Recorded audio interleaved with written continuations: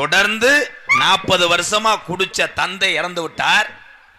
அந்த தந்தையை நினைச்சு மகன் அழுகும் போது தண்ணியை போட்டு தான் அழுகிறேன். பாத்தீங்களா? அந்த தப்ப செஞ்சுதானே அப்ப இறந்தேன். அப்ப திருந்தனம்ல, அப்பத்தான் கூட முட்டு கண்ணீர் வருமா? இது உண்மைதான். சாதாரண நேரம் நம்ம ஆளுக ஆம்பளை ஆளுக அழுக மாட்டோமே. அப்பா செத்து கிடக்காரு, வர்றேன் பூரா கதறேன். இந்த பெரும்பாலும் விசாரிப்பாங்க தெரியுமா? கேத வீட்டில் பாடி கிடந்துச்சுன்னா வந்து விசாரிப்பாங்க. அப்பா எப்படி செத்தாரு?